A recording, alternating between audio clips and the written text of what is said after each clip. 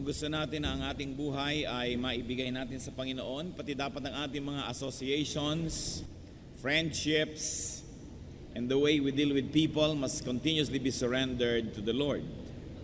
Because according to 1 Corinthians 15:33, do not be misled, bad company corrupts good character.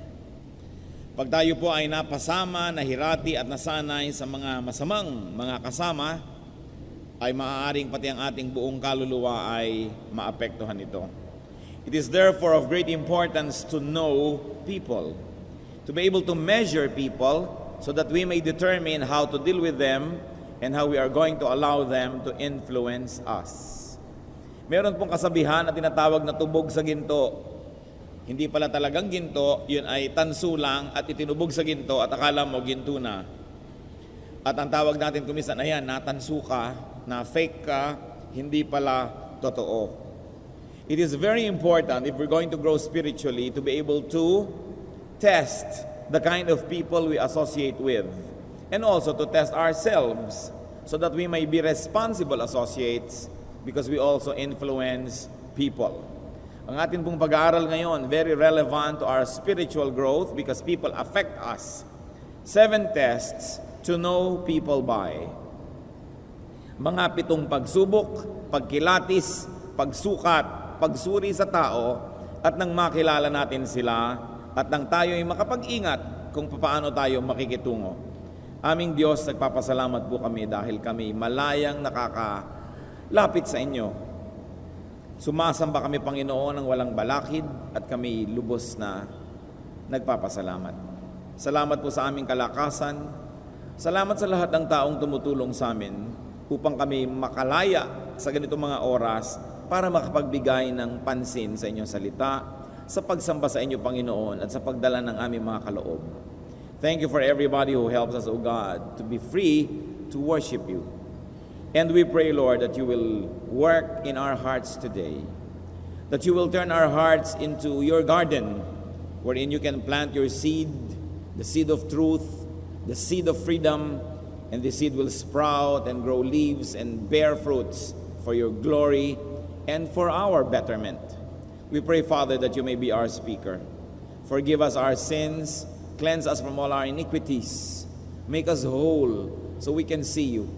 Give us eyes that see and ears that hear, and we surrender to you our hearts, that our hearts may be obedient to you. Protect us from evil men and evil spirits. Protect us, Lord, from the work of lies and falsehood. Liberate us with your truth. Even as we are gathered in your presence, O God, we ask that you protect us from any harm that malicious people or spirits may be planning against us. Deliver us from evil and also our loved ones. We praise and thank you and commit this time to you, Father, asking you to be our speaker and asking you to use your servant only as your instrument. In the name of Jesus our Lord, we pray.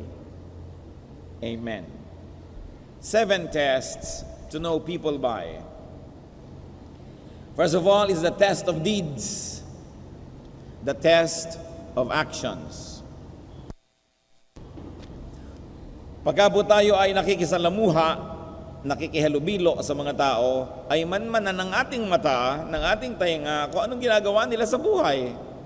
Hindi para pakialaman ng buhay nila, kundi para malaman natin kung sila ba'y paniniwalaan natin o hindi. Test people's actions and deeds. In other words, what they do, their habits. Because what they do can be easily known, because it's in the present, then you can know it. Proverbs 20 verse 11, even a child is known by his actions, by whether his conduct is pure and right. So know people by what they do. Also, know people by what they did or by what they have been doing. Aalamin mo naman kung anong ginagawa ng isang tao nitong nakaraang 5 taon dahil sa mga kwentuhan, sasabi niya, sasabi ng iba, malalaman natin yan. Kaya po ang mga employers, pagka nag-i-interview, tinitingnan nila sa iyong mga record kung anong ginawa mo the last 3 years or 5 years.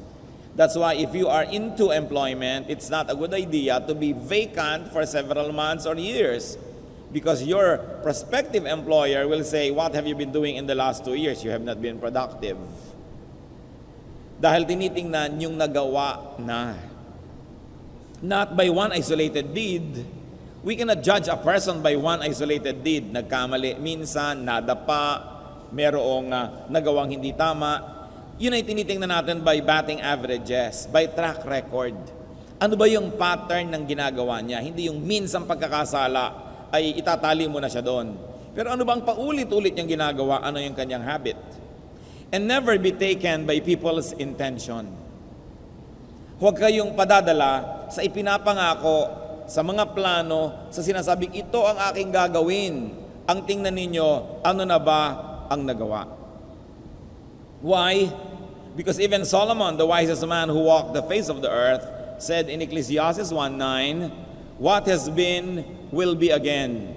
What has been done will be done again. In other words, other people say it another way, history repeats itself. And the Bible asks, can a leopard change its spots? Unless a miracle happens, unless God intervenes, what people have been doing is what they will keep on doing all their life. So you want to have an idea what they will do tomorrow? Take a look at what they did yesterday. Now, that doesn't leave room for change because we can all change when we surrender ourselves to God and when miracles happen in our lives. But generally speaking, what has been will be again and history will repeat itself. Kaya tinitingnan po natin bago tayo magtiwala sa isang tao kung ano na ba ang nangyari sa kanyang buhay ng mga nakaraang buwan at taon. Kung nakikipagkaibigan tayo sa kanya ngayon, titingnan natin ano na ba ang ginawa niya sa mga naging kaibigan niya nung araw. Kung gusto niyang lumipat sa ating church, titingnan mo kung nakakailang lipat na ba to? Nakakailang away na ba siya? Nakipag-away na ba siya sa dati niyang mga kasama, sa dati niyang mga leader? Dahil malamang uulitin na naman niya yan. At kung may nanliligaw sa inyo mga dalaga, tingnan nyo, ilan na ba naging girlfriend nito? Ilan na ba ang pinaluha nito? Because chances are, mapapasama ka sa listahan. Huwag kang maniwala, babae, na mababago mo siya na yung pag-ibig. Maraming naniwala at ayan ngayon, nabigo.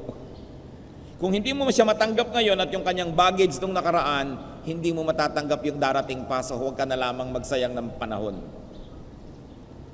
Because we are products also of our past. As I said, while the Lord can give us a clean slate to begin again, it is not God but us who will repeat the same mistakes. Kasi meron tayong ganung tendency. Kaya nga sinasabi ko lagi sa mga counselees, marriage is not a reformatory institution. It is an institution and a relationship of acceptance. If you cannot accept the past of this person, and that past might just keep repeating, then don't bother to plan to spend the future with that person. Huwag tayo nagpapadala sa mga pangako. Kaya kung minsan yung mga interview, kung minsan sa mga beauty contest, hindi naman yan na naglalabas ng katotohanan yung what will you do if?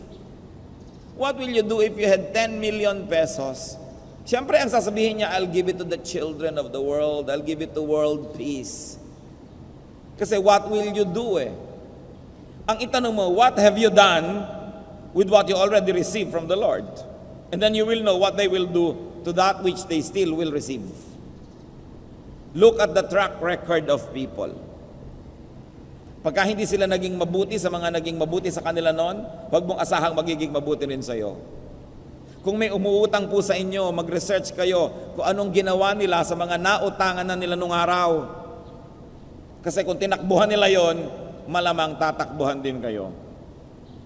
Bagamat may pag-asa ang taong magbago, pero dapat yon pananaw natin na para umasa. Pero huwag kayo doon magpako ng lahat ng inyong plano at kung hindi mangyari at hindi nagbago, papaano? Test people by their fruits, which is very related. Test them by the results of their deeds and actions and habits. While they may deliver their promise, while they may do what they promise to do, take a look at what happened to what they did. Ano ang bunga ng mga ginagawa nila? Pag binigyan mo nga ba siya ng pera, bumubuti ang buhay niya o napapasama at nagkakabisyo? Pag binibigyan mo ba siya ng kapangyarihan, nagiging maibigin ba siya at matangkilikin sa mga tao o nagiging mayabang palalo? Pag binigyan mo ba siya ng van at sasakyan, gagamitin ba niya sa kabutihan o ililiko niya kung saan saang dilim? At kung sino-sino ang pinupuluputan niyang nagiging isang anino sila sa dilim na yon dahil binigyan mo ng van. Kaya po marami mga tao hindi dapat magkaroon ng sasakyan. Kasi pag nagkakaroon ng sasakyan kung saan-saan nakararating, nakagagawa ng mga himala na hindi dapat mangyari. Kaya may mga taong hindi dapat binibigyan ng pera, nakakabili lang sila ng mga drugs, nakaka-afford lang sila ng kanilang mga bisyo. So bago kayo magtiwala at magbigay ng hinahangad ng isang tao, itanong mo, ano kaya ang ginagawa niya? At anong nangyaring bunga sa mga ginawa niya noon? Matthew 7:20, thus by their fruit you will recognize them. Siyempre, ang santol ay hindi namumunga ng mangga. Kaya pag nakita mong pangit ang mga bunga, hindi lang isang bunga, kundi may isang pangit na laligaw na bunga, pero maganda naman yung iba. Pero pag nakikita mo ang papangit ng bunga, pangit ang puno. Yun lang ang ibig sabihin nun. Test people by their words. Matthew 12:34, for out of the overflow of the heart, the mouth speaks. Malalaman mo daw ang laman ng puso kahit hindi mo yan i-x-ray, kahit hindi mo yan i-ultrasound. Sa salita lang na lumalabas sa bibig, alam mo na kung anong laman ng puso dahil ang lumalabas sa bibig ay sa puso nagmumula. So test what they say. The words of godly people are truthful. Hindi mapandaya, hindi sinungaling, at hindi namimili ng konti lang na gustong sabihin para makapag-create ng wrong impressions. But they give you the whole truth. That's why even in the court of law, you are made to promise to declare the truth, the whole truth, and nothing but the truth.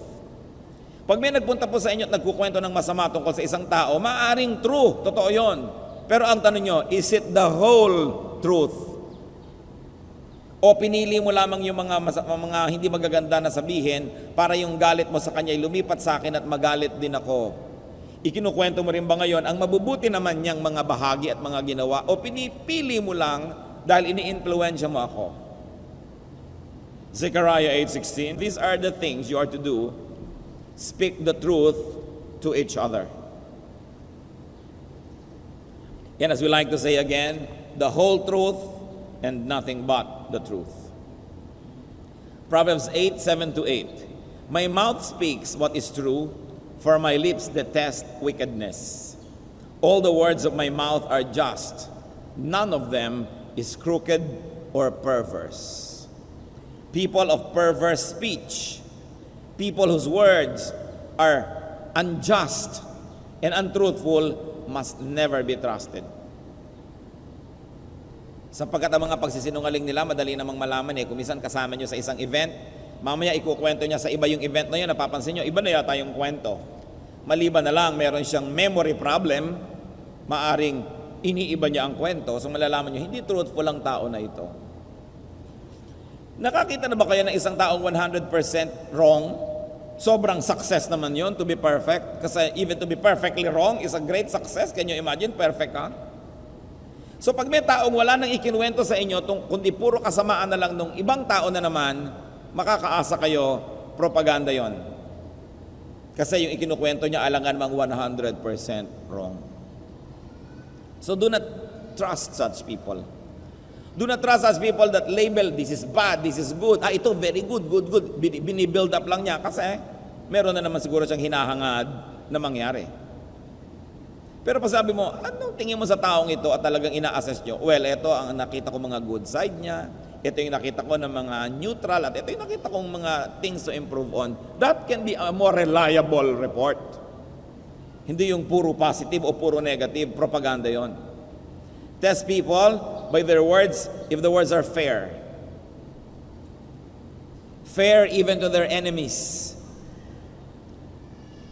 Hanga ako sa tao na pag sinabi niya na nakaaway ko kasi itong kaibigan ko. Ba't mo nakaaway? Kasi mahirap naman talaga akong makasama. Aba, ang galing mo naman. Kahit nang aaway ka, at least honest ka. Pero pag sinabi ko, nakaaway ko yung kaibigan ko, bakit? Ang hirap naman talaga niyang makasama. Doubt na ako agad nun. Sa lagay, perfect ka na good, perfect siya na bad, kaya hindi kayo nagkasundo. Come on, don't pull my leg. Humanap ka ng ibang i-impluensyahin at hahanapin mo nakakampi. Good people are fair even to their enemies. People will talk about you exactly the way they talk about others. So beware of them who have nothing but bad to say about other people. The words of godly people are few. Especially kung mga negative. Hindi masyado yan dinadramatize, hindi masyadong ine-emphasize. And if only to warn people, that's the only probable use of that. To give enough warning, but not to influence you to join them in their wars. Even yung pakikipag-usap sa Diyos, hindi dapat kang masalita. Sabi sa Ecclesiastes 5:2, do not be quick with your mouth. Do not be hasty in your heart to utter anything before God. God is in heaven and you are on earth, so let your words be few. Kilalanin mo na ang Diyos ay Diyos, kaya lumagay ka sa lugar. And even these things are meant to talk about those that you promise before God and say to God directly, but even when you talk to people and when you make promises to them, God is present. So in a way, you are still speaking before God. The words of godly people are kind. Proverbs 15:1-2, a gentle answer turns away wrath, but a harsh word stirs up anger. The tongue of the wise commends knowledge, but the mouth of the fool gushes folly. So, godly people soothe with their words. They do not stir you up to anger. Kaya titingnan nyo rin, teka nga pala, bakit hindi ko naman nakakausap si person A, hindi ko naman siya nakikita, galit ako, nagalit ako. Sino bang nagpagalit sa akin? Si person B na kumausap sa akin. Therefore, ang ginawa niya sa akin, ginalit niya ako. So, hindi ito ministry ng godly people na manggalit ng iba. Nang hihikayat lang sila sapagkat gusto nilang makipagdigma at gusto nilang makakampi tayo. Kaya nila tayo ginagalit. Mga kapatid, itest nyo po yung mga tao na ang effect nila when they talk to you is that they leave you angry. Angry with the world, angry with other people you have not even talked to. Then you can become unfair because you have never heard the side of another person and you're already angry. It is not the godly way to deal with anything and anyone. So ask, are their words kind? The words of godly people are seasoned, templado, tempered. Hindi sobrang alat, sobrang anghang, sobrang tabang, templado. Colossians 4:6, let your conversation be always full of grace, seasoned with salt, so that you may know how to answer everyone.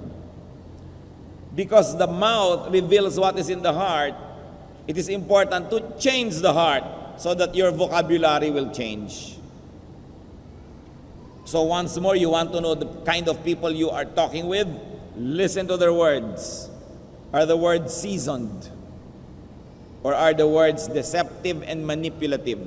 Only wanting to take something from you, maybe your loyalty, maybe your alliance. The words of godly people are polite, decent, and humble. Hindi mapagmataas, hindi mayabang. O bakit naman nakagalit mo yung pinsan mo? Insecure kasi siya sa akin eh. Ha? Ganun ka ba kagaling para ma-insecure siya sa'yo? O ba't nakaaway mo na naman yung isa mong tiya? Insecure siya sa akin eh. Magaling kasi ako, natetreten siya. Huwag kayong maniniwala sa mga tao na nagsasabi sa inyong insecure sila sa akin. Kasi binubuhat na ng sarili niyang bangko, ang laki ng pagtingin sa sarili. Kung merong dapat magsabi niyan, dapat observers, other people, not the subject. I have met several people na ganyan, nakaaway lahat ng tao, ang paliwanag lang nila sa lahat ng nagtatanong, insecure sa akin. Are you so great so that people will be insecure with you? Tinitingnan po natin yung ganon. Ang yabang ng taong ito. Itinataas ang sarili. Ang laki ng pagtingin sa sarili. You know naman, the empty can strikes loud.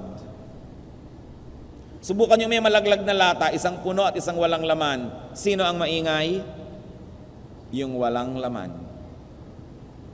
Kaya po pag may nag-away at pumupunta sa inyo yung isa, yung maingay, yung maraming salita, yung maraming demanda, kadalasan niya ng guilty.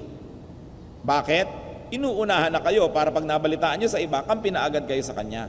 We are talking about this, brothers and sisters, one and foremost because the influence of evil people affect our spirituality. They affect our attitudes, they affect our behavior. And we are bombarded by messages from so many people every day. That's why we should test not only the message, but also the messenger. Pagka mayroong dalawang nag-away na partido o hindi nagkasundo, ang igalang nyo yung tahimik, hindi yung maingay. At siguro yun ang talagang mas kagalang-galang, yun ang mas totoong tao. Pero yung lahat na lang pinagsabihan, idinaldalang lahat, yan ang huwag nyong pagtitiwalaan. Because the words of godly people are few. Now, another test that we can give to people is their attitude towards something wrong. Pag may mali, pag may problema, anong ginagawa nila? Pinapalalaban nila o nilulutas nila ang suliranin? Godly people right a wrong, not worsen it. Okay, hindi kayo nagkasundo. Anong ginawa ng isang tao? Pinalaki, pinagulo. Hindi makadiyos yan. Because God is God of peace. Amos 5:15, hate evil, love good. Godly people repair a damage, not aggravate it. Hindi pinapalaki ang maliit na problema. Godly people do what must be done, not avoid it. Hinaharap ang dapat na harapin at hindi ito tinatakasan. Romans 12:17, be careful to do what is right in the eyes of everybody.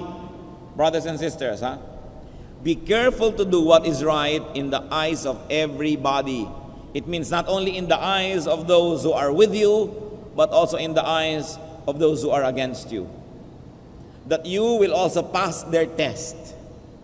Na ang sinasabi mo sa partido A, pag sinabi mo sa partido B, pareho pa rin ang sasabihin mo because you are doing what is right in the eyes of everybody, not only in the eyes of your particular audience. Hindi mo iniiba-iba, ibig sabihin lang nun may deception. Godly people turn bad to good. They turn good to better. And whenever possible, by God's grace, turn better to best. Titingnan po ninyo ang ginagawa ng mga tao. If they turn something good to bad, then these are not godly people. If they turn something better to a lesser one which only becomes good, better na nga. Because we should increase in glory, in godliness, in correctness every day. Another test to know people by, and this is very important, the test of gratitude. Colossians 3:15-16. Be thankful. Let the word of Christ dwell in you richly as you teach and admonish one another with all wisdom, and as you sing psalms, hymns, and spiritual songs with gratitude in your hearts to God. So what is the verse telling us? That we should be expressive of our gratitude to God. It goes without saying that we should also be grateful to the instruments of God in our lives. That we should be grateful to people who do us good. That we should never forget people when they do good to us. Ang mga ahas lang po ang tumutuklaw sa mga kamay na nagpapakain sa kanya. Some years ago, there was this news that I heard about that happened in the United States. Sa United States po kasi pag tumawag kayo ng 911, lahat ng klase ng emergency, pupuntahan kayo ng pulis. Sa ibang city, dapat pag nag-911 kayo, less than 3 minutes, nasa bahay nyo na dapat ang pulis. Magrereklamo ka na pag wala pa. No? Sa ibang cities, 5 minutes. Sa iba, less. Merong natanggap yung 911 na call at natitrace naman nila yung telepono kung saan yung lugar, saang bahay yun, natitrace nila yan, nagpapatulong, hindi na nasabi kung ano yung dahilan, nabitawan na yung telepono, so pinuntahan ng mga pulis. Ano po ang nakita nila? Itong babaeng nakahandusay sa kanyang kusina, patay. At pagkatapos may mga dugo doon sa sahig na parang papunta doon sa kwarto, sinundan nila. Ano po ang nakita nila doon? Sino yung pumatay sa babae? Isang sawa na patay na rin. So ang babae pa lang ito ay may alagang sawa. At minsan, siyempre yung sawa, nagpakasawa, kaya dapat ang inyong kasama, tao na nagpapakatao. No? Yung sawa, nagpakasawa, nilingkis siya habang siya nagluluto. Akala niya siguro, nilalaro-laro lang siya. Baby, baby. Hanggang mamaya, sumisikip na ang mundo niya, nakahalata siya. At nung ayaw siyang pawalan, at nakita niya, threaten na yung life niya, tumawag na siya sa 911. Alam niyo naman yung mga kusina sa Amerika, nandun ang telepono. At nung hindi pa siya pawalan ng ahas na ito, obviously, kumuha siya ng kutsilyo at pinagsasaksak na rin niya yung ahas, kaya later on, namatay din, pero napatay muna siya. Moral lesson, alam niyo yan, huwag kayong mag-alaga ng sawa kung ayaw niyong malingkis. At paano niyo malalaman kung ahas ang isang tao? Tingnan niyo kung may mga inahas na. Diba? Dahil sabi nga natin, look at the history eh. Ngayon, you might have the privilege to be the first one. Wala kayong matitingnan. But chances are, kung yan ay more than 20, 30 years old, meron na yung track record ng kanyang behavior. Tingnan ninyo. Kung kinakagat niya yung mga dating tumulong sa kanya, kakagatin din niya kayo kahit tulungan niyo siya ngayon. Kung tinutuklaw niya yung mga dating gumawa sa kanya ng mabuti, at ngay galit na siya, tinutuklaw-tuklaw niya, asahan niyo, pag sa inyo nagalit, tutuklawin kayo. Naku, marami na tayong nakita, sweet na mga families, magkakaibigan, pasyal dito, labas doon, they have business together. Mamaya, minumura ang isa't isa, nagkakagalit dahil nag-awaya na sa pera. Yung mga sweet, kaibigan, naku, kung gaano kaya katagal na naman ito bago sila magpuntahan na naman at magdemanda. Ako, hindi po ako binayaran, hindi tinupad ang salita. Kasi tiwala kayo ng tiwala. Tingnan nyo ang track record. Kung marami nang nakagalit, chances are makakagalit din kayo. Isang napakalaking pagsubok sa pagkatao, dapat marunong tumanaw ng utang na loob. Pagka sila ay nagsasalita ng pangit laban sa dating tumulong sa kanila, huwag niyong asahan na may mabuting manggagaling sa mga puso ng taong ito. Ang Panginoon man, may pinagaling siyang 10 mga ketongin. Ilan ang bumalik para magpasalamat? Out of 10, only 1. Sa Luke 17:17, Jesus asked, "Were not all 10 cleansed? Where are the other 9?" Kita niyo ang Panginoon naghahanap ng pagtanaw, ng pagkilala. Dapat yun eh. Natural yun at yun ang kailangan sa tao. Beware of people who have nothing but bad words about their former friends.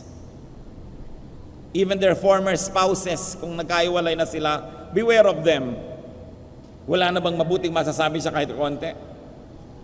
Beware of people who have nothing but bad to say, to say about their past employers. Matapos i-employ, pasweldohin, pakanin, bigyan ng mga privileges, walang masabi ngayon kundi bad, ay makakaasa kayo, maitim ang puso ng mga taong yan. Beware of people who have nothing but bad to say about their past helpers, people who helped them. Sabi nga ng matatanda, ang hindi marunong lumingon sa pinanggalingan, hindi makararating sa paroroonan.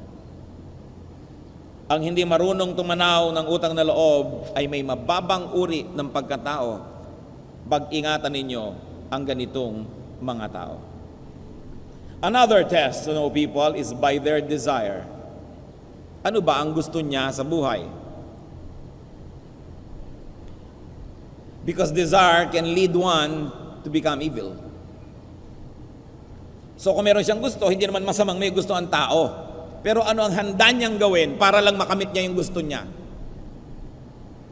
Gustong-gusto niya magka-computer. Gustong-gusto niya magkasasakyan. Gustong-gusto niya magkabahay, gustong-gusto niya magkaroon ng ganito. Anong gagawin niya? Kakagatin ba niya yung mga dating tumutulong sa kanya? Gagawa na ba siya ng masama? Will play, outside of proper and decent rules? Will hit people by the belt? Desire can lead people to horrible spiritual deaths. James 1:15. After desire has conceived, it gives birth to sin. And sin, when it is full grown, gives birth to death. So binabantayan natin ang desire. Itong taong to, ano ba mga desire niya? Tayo rin mga kapatid, ano bang desire natin? Mananalamin kayo, sabi niyo, ikaw, ano ba mga desires mo? At ano ang handa kang lunukin, gawin, makamit mo lang ang iyong ninanais? What does it profit a man to gain the whole world and lose his soul to the devil? And yet many people make such bad trades and trade off. So beware of people's desires, because such desires can become their gods. Beware of people who desire material things too much. We all desire material things, pero kanya-kanyang degree. Tingnan ninyo kung yun na lang nang yun ang laging lumalabas sa bibig, yun na lang nang yun ang laging gusto. People who want to be famous, people who want power, and people who are into personal kingdom building. They want to keep building and building only for their ego. Nakikipag-compete sila sa kanilang mga kaibigan, sa kanilang mga pinsan, sa kanilang mga dating classmates. That's why they want to keep achieving and achieving. Not to be able to give up themselves to the world, but to build a tower of Babel for them. Para sa sarili. Another test to know people by is their treatment of lesser persons. At nilagyan natin ng open and close quotation yung word na lesser. Yung tao na sa tingin nila, less than they are. This could be your captives, your prisoners, physically or psychologically. Useless people, it makes with people who have no use for you. People you have no use for, rather. And sometimes even beneficiaries. Be sensitive to how people treat people that they help. Siyempre, lagi tayong polite sa mga taong tumutulong sa atin, pero magalang pa ba tayo doon sa tinutulungan natin? Siyempre, magalang tayo sa mga taong nagbibigay sa atin, pero magalang pa ba tayo sa binibigyan natin? Sumasaludo ka doon sa mas malakas sa'yo, pero sumasaludo pa ba tayo doon sa mas mahina? Matthew 25:40, ano po ang kwento ng Panginoon? At the end times daw, bibigyan niya ng mga gantimpala yung mga tao. Tinanong, bakit niyo po kami bibigyan? The king will reply, I tell you the truth. Whatever you did for one of the least of these brothers of mine, you did for me. Hindi sinabi ng king na ito, who represents God in the story, that whatever you did for the greatest people, you did for me. Sabi niya, no, what you did to the least, you did for me. So ang tao, malalaman nyo kung paano niya tinatrato yung kayang-kaya niya. Paano niya tinatrato yung nangangailangan sa kanya pero hindi niya kailangan. Dahil yun ang tunay niyang pagkatao. Paano niya tinatrato yung mga taong dating kailangan niya pero hindi na niya kailangan ngayon? Paano niya tinatrato yon? Then malalaman niyo kung anong uri yan ng tao. Romans 12:16, do not be proud, but be willing to associate with people of low position. So all in all, we discussed 7 major tests to know people by. Not to be judgmental, brothers and sisters, but to be wise. Sabi po ng Panginoon, be as innocent as doves, but be wise as serpents. Do not allow such people who fail this test to affect you, to influence you, because they will lead you to wrongdoing. Test and know people. Your associations can affect your opinion and thoughts, your activities, your spirituality, your future. Do not associate with evil and ungodly people. Minister to them, but do not associate with them. Do not support, encourage, and tolerate the works of ungodly people. That's why we are discussing it, so we can recognize it, so we will not tolerate and encourage it. Because the people of God must not tolerate wrong, but in fact must expose wrongdoing so it could be corrected. Test others, but more importantly, we should test ourselves. Panginoon, sa mga standards po na ito na aming binubulay-bulay, una po, pakisiyasat niyo po kami kung baka kami ang hindi papasa dito. Kami po ba ay mabuti sa aming mga pananalita? Mabuti ba kami doon sa mga taong di na namin kailangan? May katarungan ba kung kami ay magsalita tungkol sa mga tao sa aming paligid? Marunong ba kami, Panginoon, magpahalaga at tumanaw ng utang na loob?